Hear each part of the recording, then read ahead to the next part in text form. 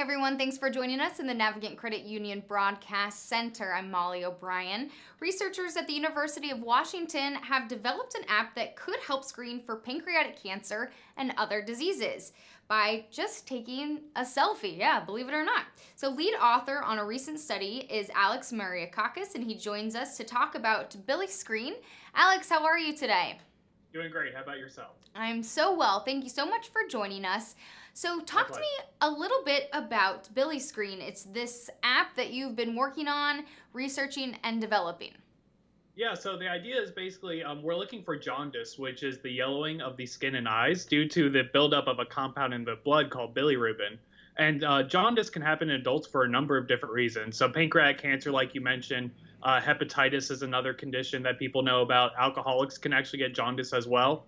So, the idea is that we're basically looking at quantifying the extent of jaundice in the eyes in particular better than the human eye can. So, it turns out that people can see jaundice, but only when it's really severe. And that is what we believe that's one of the reasons for why pancreatic cancer is caught particularly late, because by the time someone notices the symptom, it's already sadly advanced. So we're hoping that our app can catch it earlier and lead to better diagnostics in the long run.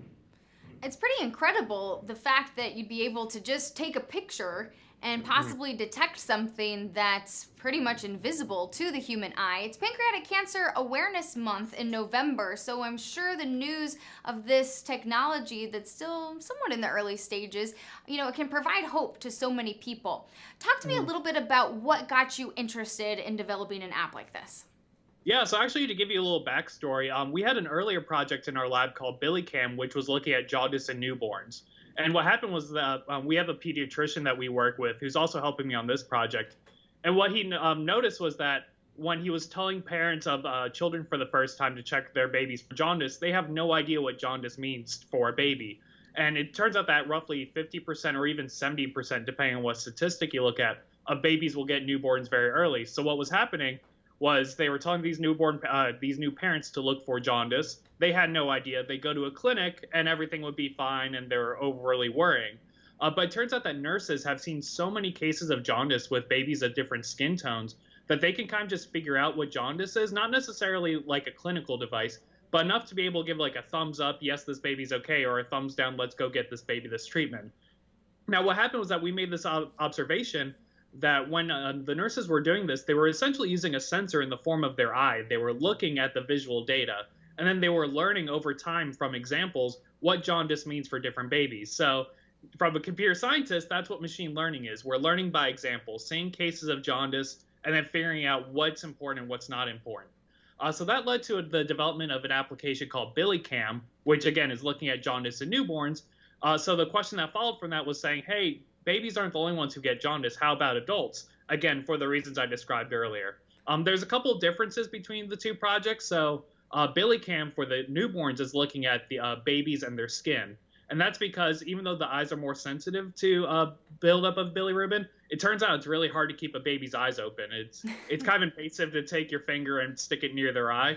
So the skin is a lot easier, but on the other hand, you have to account for different skin tones when you're looking at jaundice. So there's trade-offs between the two. Another clinically relevant difference is that for the fact that adults need a higher precision, so it turns out an unhealthy level for an adult is much smaller than an unhealthy level for a baby, and the whites of the eyes, the sclera, is more sensitive to those changes. But the two apps are very similar, and it was that first project that really brought up this idea of, hey, can't we do this for adults for the reasons that you've mentioned earlier? Wow. I mean, that's absolutely incredible. And to be able to take technology that's simply in your smartphone, which almost everybody has at this point, and Mhm. to develop a technology that could save lives because the We're hoping key. so in the long run. Yeah, in the long run, Yeah. the key is with pancreatic cancer, the earlier you detect it, the better your chances are because it is a very deadly disease. So by being able to catch that jaundice in its early stage, pretty fascinating. So talk to me a little bit about the app. You're not at the point yet where you can only use a cell phone. You have a few other things that you would need to be able to use it. Talk to me a little bit about where you're at with the development. Yeah, so if you were to take a picture of, let's say, an apple in the room you're in right now, it would look different if you were to take the picture of the apple in another room. And that's because, different cameras have different ways that they respond to light, and the ambient lighting is going to be different. So because color is so important, we need to account for that. And we came up with two different solutions. I actually brought them with me. So Great. one of them, what we do is that, hopefully you can see it. We have, oh, that's upside down. We have a 3D printed box, which we imagine could eventually be made out of cardboard. It's very similar to a Google VR, a Google Cardboard headset, if you've ever seen it. And the idea, even though I don't have the right phone, is that you would take your phone and slide it through the back over here. And what happened is that the allow its own lighting while blocking out all of the ambient lighting that's around us. So you can see it's very dark on the inside here. And that basically sets up a controlled lighting situation where we know exactly what color of light is being shown on the eye. And exactly how method that we have that's a little thing about these glasses is, whoop, there we go. What's interesting is that we know exactly what colors we expect around the rims of the glasses. So let's say, for example, the yellow over here appears a little darker than it should, or darker than we want it to be. So we can basically look at the entire image and correct the colors in the image in the long run. So the glasses provide calibration, whereas the box provides control. And those are the two methods we're exploring right now. Okay, so we lost you part of the time in that, but from what I got is the box provides control and the glasses provide calibration.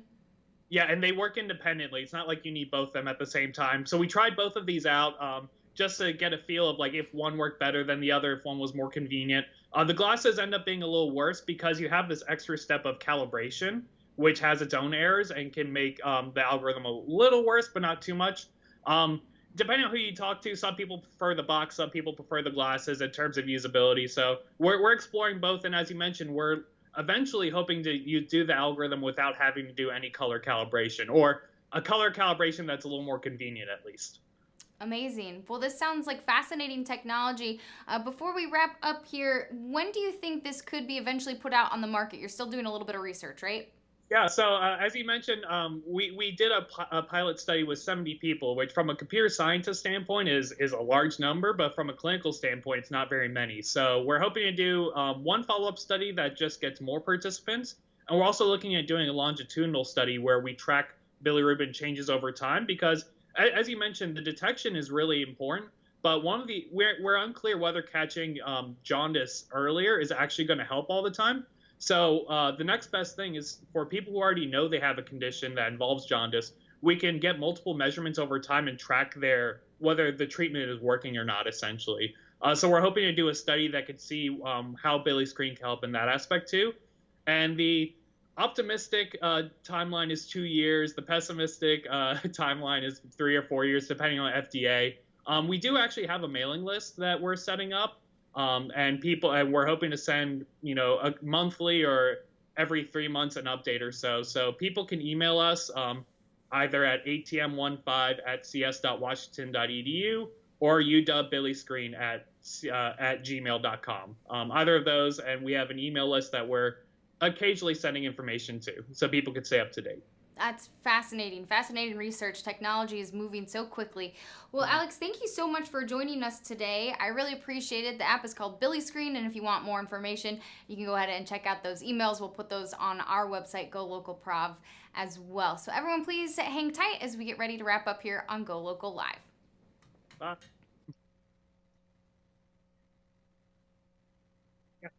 Yeah, my pleasure. Cool. Thanks. Yep, bye.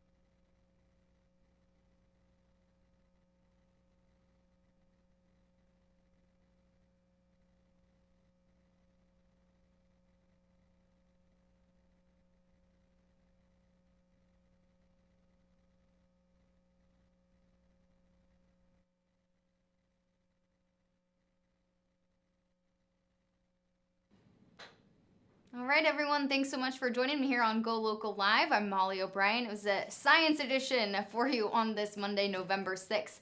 Coming up here at 4 o'clock, Josh Fenton will start off Business Monday. We have Speaker of the House, Nicholas Mattiello, joining us, as well as the Money Man, Gary Sass. So make sure you tune in for all things related to business. I'm going to sign off here. Hopefully you have a great rest of your Monday afternoon. Thanks for watching.